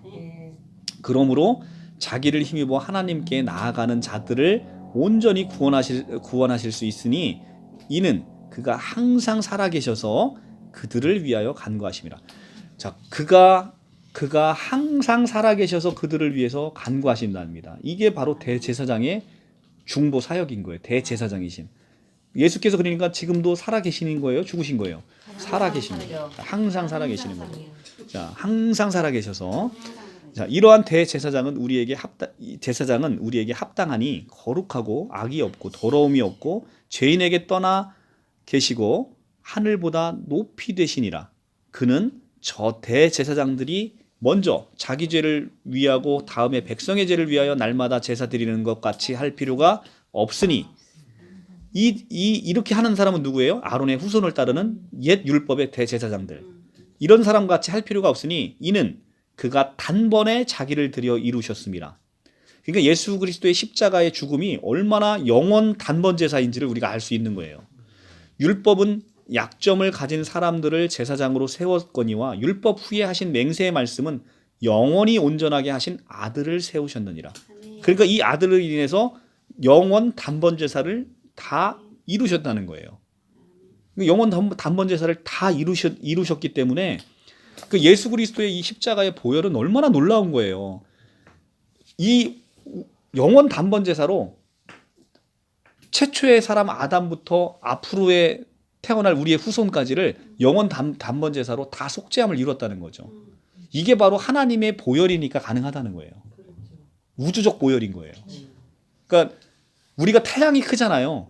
태양보다 수천만 배 크신 그분의 피 한 방울이 온 인류의 역사를 다 구원하실 수 있는 건데 그거를 감히 사람 나부랑이 따기가 지가 이 시대의 구원자고 이 시대의 이긴 자라고 얘기하는 미친놈이 이게 제정신이 아닌 거죠. 이게 가능한 것은 이분이 하나님이기 때문에 이게 가능한 영원 단번 제사로 시공간을 초월해서 예 그러니까 계속해서 구약은 우리에게 이걸 모형으로 보여준 거예요. 어린 양을 잡아서 속죄함을 하는 것들은 실제 양이신 어린 양으로 이 땅 가운데 오신 세례 요한이 얘기하잖아요. 하나님 모든 백성의 죄를 짊어지고 가는 하나님의 어린 양이로다라고 예수 그리스도를 보면서 세례 요한이 선포하잖아요. 그 어린 양이신 예수를 우리가 십자가에 못 박혀 죽임으로 결국은 온 인류의 모든 죄값이 그 피값으로 다 이루어졌다는 거죠. 근데 그 어마어마한 피값을 이게 영원 단번 제사라는 이 히브리서의 이 놀라운 말을 이해하지 못해서 이 제사가 불안한 제사인 거예요. 신천지에게는. 그러니까 또 다른 뭔가 그러니까 신천지의 구원의 방법은 뭐예요? 새 언약을 지킴으로. 일단 첫째는 새 언약이 뭔지도 몰라요. 새 언약을 지킴으로 비유를 풀므로 그다음에 예수를 믿음으로. 그러니까 비유를 풀므로 새 언약을 지킴으로 예수를 믿음으로 이 세 가지에서 자기들이 이 새 언약이라는 것을 결국은 그 이만희의 그 말로 바꿔치기를 해서 이만희의 말은 14만 4천 명을 채우는 이런 것으로 하니까 그러면 예수의 보혈은 뭐예요? 도대체 예수의 보혈이 불완전한 보혈이어서 구원을 받으려면 다른 무엇을 해야 된다면 그러니까 우리 인간은요 이렇습니다. 99.9%를 예수가 이뤄놨다고 해요. 0.1%를 우리가 채운다면 구원을 받고 못 받고는 이 99.9%가 자지우지예요? 0.1%가 자지우지예요? 0.1%가 자지우지하는 거죠. 왜냐하면 99.9%를 예수가 이뤄놨다 쳐요. 그런데 0.1%를 이만희가 요거를 자지우지하면 이 시대 구원자가 누구예요? 이만희가 되는 거잖아요. 그러니까 이런 개념인 거예요. 그러니까 예수의 보혈이 영원 단번 제사는 100%일 뿐 아니라 이 100%가 아담부터 인류의 종말까지 이를 오직 예수로 채웠다는 거예요. 오직 예수로 100%.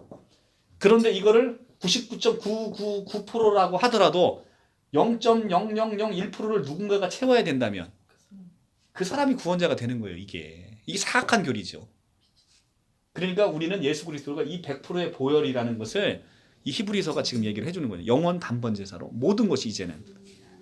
그러니까 이 0.1%를 누군가가 채워야 된다면 이게 누군가가 아니고 이게 바로 내 행위라고 하더라도 이거를 그러면 예수의 공로로 우리가 구원받는 거예요? 아니면 이 0.1%를 이루는 내 행위로 구원받는 거예요?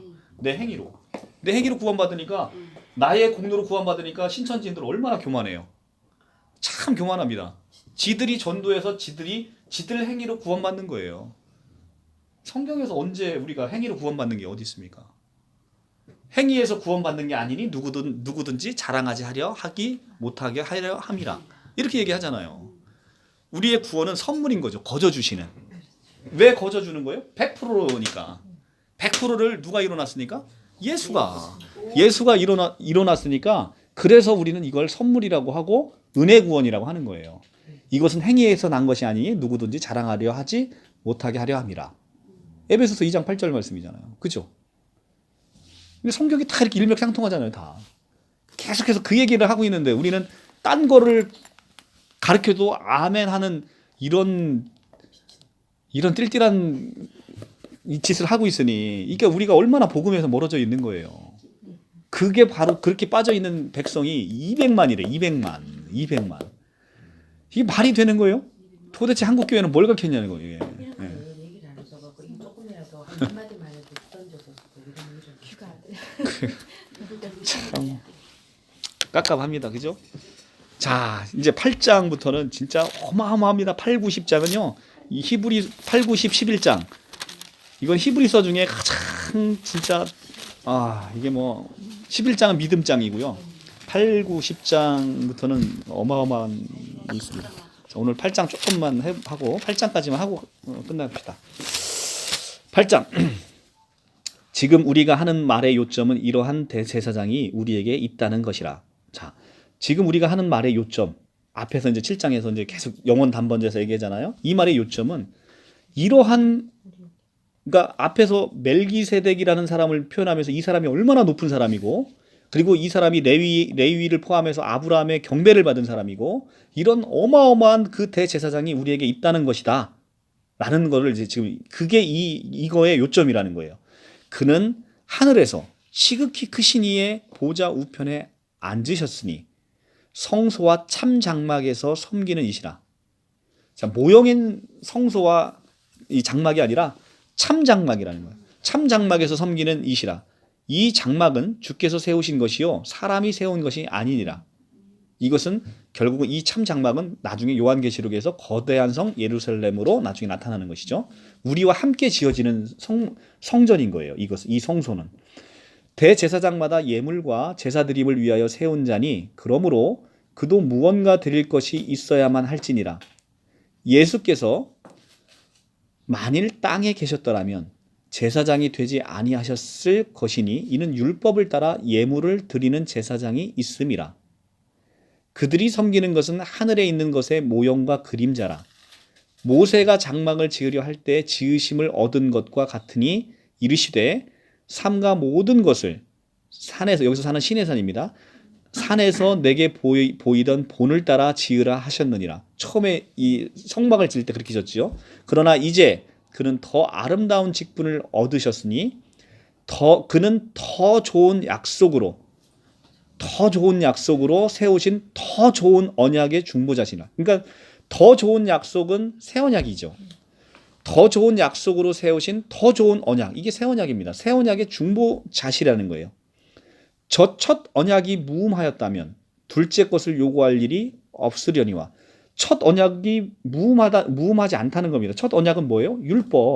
율법은 흠이 있다는 거예요. 왜? 우리가 지킬 수가 없으니까.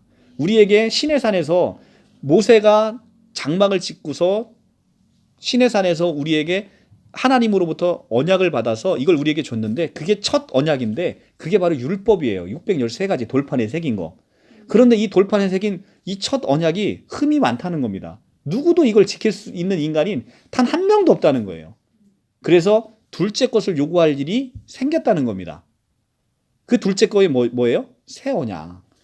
그걸 누군가가 대신 이루어줘야 될 또 하나의 언약이 필요했다는 거예요. 그게 바로 예수 그리스도의 새 언약이라는 거예요. 그래서 8절부터 그들의 잘못을 지적하여 말씀하시되 주께서 이르시되 볼지어다 날이 이르리니 내가 이스라엘 집과 유다 집에 더불어 새 언약을 맺으리라. 이게 어디서 나오는 거예요? 예레미야 31장 31절에서. 자, 거기 이건 쭉 여기 손가락 끼고 예레미야 31장 31절은 새 언약에 관해서 나오는 너무 중요한 구절이라 우리가 볼게요.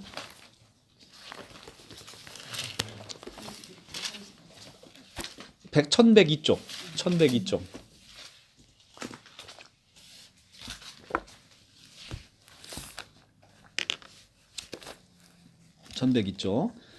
자, 지금 여기서 이 구약의 31장 31절, 예레미야 31장 31절을 지금 히브리서에서 인용하고 있어요. 구약 성경을. 자, 일단은 히브리서를 여기다 끼워 놓고요. 히브리서를 먼저 볼게요. 히브리서를 끼워 놓으시고 히브리서를 보면 새 언약을 맺으리라. 또 주께서 이르시되 이 언약은 내가 그들의 열조의 손을 잡고 애굽 땅에 인도해 내던 날에 그들과 맺은 언약. 이게 옛 언약이에요. 그러니까 지금 앞에서 9절에 이 언약은 새 언약이고요. 내가 히브리서 8장 9절 8장 9절은 여기서 또 주께서 이르시되 이 언약은 새 언약을 얘기하는 거고요. 내가 그들의 열조의 손을 잡고 애굽 땅에서 인도해 내던 날에 그들과 맺은 언약은 옛 언약이에요. 그거와 같지 않다는 거예요. 새 언약은. 그들은 내 언약 안에 머물지 아니하므로 내가 그들을 돌보지 아니하였노라. 또 주께서 이르시되 그날 후에 내가 이스라엘 집과 맺을 언약은 이것이니 내 법을 그들의 생각에 두고 그들의 마음에 이것을 기록하리라. 나는 그들에게 하나님이 되고 그들은 내게 백성이 되리라. 또 각각 자기 나라 사람들과 각각 자기 형제를 가리켜 이르기를 주를 알라 하지 아니할 것은 그들이 작은 자로부터 큰 자까지 다 나를 알미라. 내가 그들을 불의를 긍휼히 여기고 그들의 죄를 다시 기억하지 아니하니라 하셨느니라. 새 언약이라 말씀하셨음에 첫 것은 낡아지게 하신 것이니 낡아지고 쇠하는 것은 없어져 가는 것이라. 자, 이게 이제 놀라운데요. 보십시오. 9절에 있는 말씀이 지금 이제 제가 한번 읽어 드렸잖아요. 이게 예레미야 31장 31절로 가서 다시 한번 제가 읽어 드릴게요. 예레미야 31장 31절 1102쪽. 여호와의 말씀이니라. 보라, 날이 이르리니 내가 이스라엘 집과 유다 집에 새 언약을 맺겠다는 거예요. 이 언약은 내가 그들의 조상들의 손을 잡고 애굽 땅에서 인도하던 날, 이게 출애굽기 19장 5절이에요. 그 내던 날에 맺은 것과 같이 아니할 것은 내가 그들의 남편이 되었어도 그들이 내 언약을 깼음이라. 자, 하나님은 언제나 이스라엘의 남편이었어요. 그런데 그들이 첫 언약을 깼다는 거예요. 그러나 그 달 후에 내가 이스라엘 집과 맺은 언약은 이러하니 내가 나의 법을 그들의 속에 두며 마음속에 둔다는 거예요. 그들의 마음에 기록하여. 첫 언약은 어디다 기록했어요? 돌판에.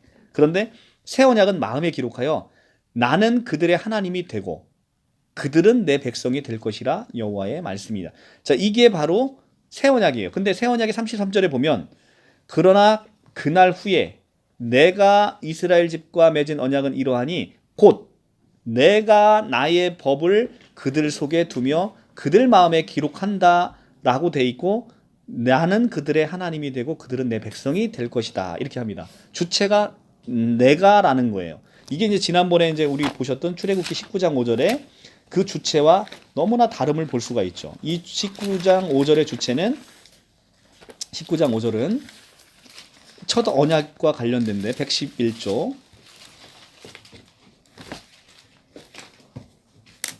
111쪽에 세계가 다 내게 속하였나니 너희가 내 말을 잘 듣고 내 언약을 지키면 너희는 모든 민족 중에 내 소유가 되고 너희가 내게 대하여 제사장 나라가 되며 거룩한 백성이 되리라.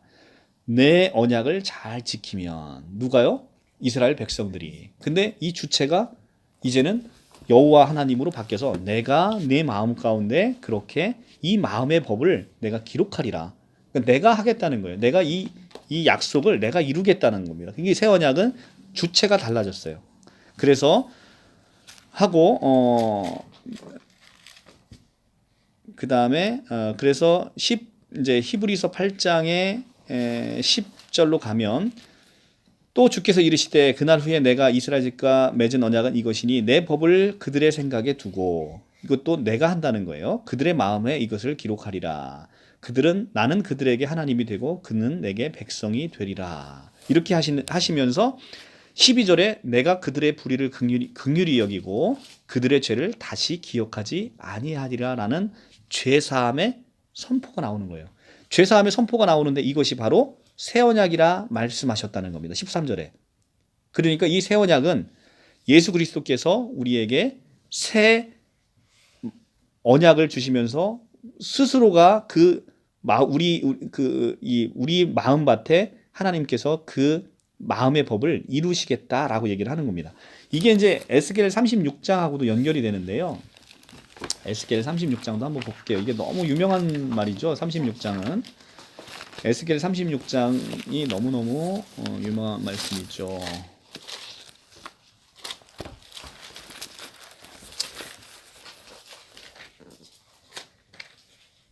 자, 에스겔 36장 1208쪽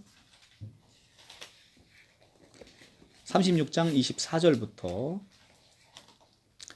내가 너희를 여러 나라 가운데서 인도하여 내고 여러 민족 가운데서 모아 데리고 고국 땅에 들어가서 맑은 물을 너희에게 뿌려서 너희를 정결하게 하되 곧 너희 모든 더러운 것에서와 모든 우상 숭배에서 너희를 정결하게 할 것이며. 누가 한다는 거예요, 이걸? 너희가 스스로 정결하라 이런 게 아니라 내가 너희를 고국 땅에 다 불러내서 끌고 나와서 맑은 물로 너희에게 뿌려서 너희를 정결하게 하고 우상 숭배에서 너희를 정결하게 해주겠다는 거예요. 이게 바로 새 언약인 거예요. 그래서 또 뭐를 하겠답니까? 새 영을 너희 속에 두고 새 마음을 너희에게 주되 너희 육신에서 굳은 마음을 제거하고 부드러운 마음을 줄 것이라는 거예요. 누가? 여호와가. 또 내 영을 너희 속에 두어 너희로 내 율례를 행하게 하리니 너희가 내 규례를 지켜 행할지라. 내 영을 너희 속에 두어서 너희로 하여금 내 율례를 지키게 하는 그거를 누가 하는 거예요? 새 영이. 그러니까 여호와의 영이 이것을 내 규례를 지키게 하겠다는 겁니다. 누가? 여호와의 영이. 그래서 내가 너희 조상에게 준 땅에서 너희가 거주하면 내 백성이 되고 나는 너희 하나님이 되랴. 내가 너희 조상에게 준 땅이 어디예요? 이게 바로 예수 그리스도예요. 그 안에 거하면 너희가 내 백성이 되고 나는 너희 하나님이 되겠다는 거예요. 그리고 새 언약은 참 놀라운 언약인 거죠. 하나님이 다 하시겠다는 거예요. 그리고서 이걸 네가 한 걸로 간주해 주겠다는 게 이게 바로 새 언약인 거예요. 에스겔 36장 24절부터 28절 말씀. 굉장히 놀랍죠. 그죠? 이 28절의 말씀하고 이 지금 히브리서 8장의 말씀 이게 다 연결이 되는 거예요. 에스겔서하고. 그러니까 에스겔서는 이게 선지서잖아요. 선지서에서 이렇게 예언을 하셨어요. 예언을 하시고 이 땅 가운데 이 에스겔서가요. 주전 565년에 쓰여졌어요. 예수 오시기 전에 560년 전에 쓰여졌는데 560년 후에 에스겔 선지자 이 예언의 말씀이 있고 500년 후에 이 일이 일어난 거예요. 뭘로? 십자가의 죽으심과 부활 승천과 보혜사 성령의 보내심으로 이 일이 이루어진 거예요. 그리고 나서 히브리서가 자 봐라 이렇게 새 언약의 말씀이 에스겔서의 말씀과 예레미야 선지자의 말씀이 그대로 예수 그리스도에 의해서 이렇게 이루어졌다라는 것을 히브리 기자가 구약 성경을 인용하면서 새 언약이 이렇게 이루어졌다라고 선포하고 있는 거예요. 그게 바로 이 새 언약이다라고 하고 있는 겁니다. 이게 놀라운 거죠. 자, 이게 히브리서의 말씀이에요. 그러니까 이 히브리서 성경은요 계속해서 동일한 메시지를 남기고 있어요. 자, 우리가 이제 간과해서 몰라서 그러는데요. 자, 야곱이 이제 그 두 부인을 얻잖아요. 레아와 라헬. 근데 라헬을 너무너무 사랑했어요. 그래서 7년 동안 삼촌 라반의 집에서 굉장히 고생을 합니다. 7년은 성경에서 7년은 완전수잖아요. 그래서 그야말로 똥줄이 타도록 7년 동안 라헬을 얻기 위해서 그렇게 수고하고 노력했다는 거예요. 그래서 그렇게 수고하고 노력한 라헬을 사모했는데 결국 첫날 밤에 들어온 게 누가 들어왔어요? 레아가 들어왔어요. 언니 레아가 들어왔습니다. 그러니까 레아를 부인으로 줬는데 그래도 또 라헬이 갖고 싶은 거야. 그래서 7년 동안 삼촌 라반 밑에서 7년을 더 온전히 고생을 합니다. 그래서 라헬을 부인으로 결국 얻어요.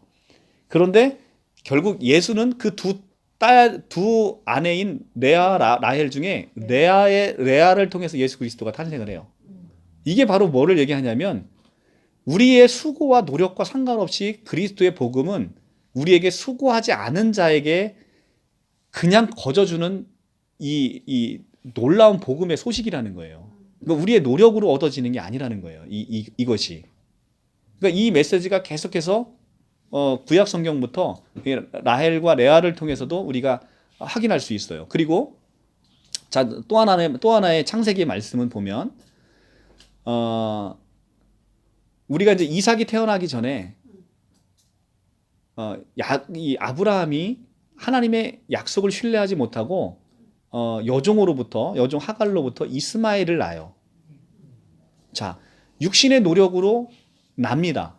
이스마엘을. 그런데 우리의 후손, 우리의 상속자는, 우리의 구원자는 우리의 노력을 통해서 나온 이스마엘이 아니라 이삭을 통해서 나타나는 거예요. 이삭은 아무런 노력 없이 그냥 거저 주신 자녀란 말이에요. 그러면 결국은 갈라디아서 4장에서 뭐라고 얘기합니까? 이 노력을 통해서 난 이스마엘과 약속의 자녀가 함께 거할 수 없다는 거예요. 그것은 비단 이스라엘이라는, 그러니까 우리 마음 가운데 두 개의 아들이 있어요. 이스마엘이 있고요. 그 다음에 이삭이 있어요. 우리는 열심히 노력해서 우리가 노력해보고 이룩해 하려고 하는 예수 그리스도의 그 뜻이 있는데, 그 이스마엘이 결국은 내쫓겨야 이삭이라는 이 복음이 내 안에 들어가서 그 이삭을 통해서 예수 그리스도의 모든 형편과 모든 이 구원의 경륜이 이루어질 수 있다는 겁니다. 이스마엘이 아직도 내 노력과 나의 그런 공로로 인해서 내가 뭔가 이루어 보려면 이 이삭은 설 자리가 없다는 거예요. 그러니까 갈라디아서 4장에서 이 이스마엘이 내쫓겨야 되는 것을 알지 못하느냐 이렇게 얘기를 하는 거예요. 사도 바울이. 이스라엘은 반드시 내쫓겨야만, 나의 노력과 내 공로가 없어져야만 바로 그 자리에 예수의 공로가 들어올 수 있다는 거예요. 그러니까 우리의 자꾸 우리의 0.1%를 자꾸 이거를 만들어 놓으면 예수의 공로는 결국은 똥값이 되는 거예요. 이게 이제 또 신약에 가면 누가복음 10장에 가시면 마리아와 마르다의 비유를 통해서 우리가 알 수 있어요. 자, 우리 그거 하나 보고 오늘 마치도록 하겠습니다. 누가복음 10장의 말씀. 마르다와 마리아.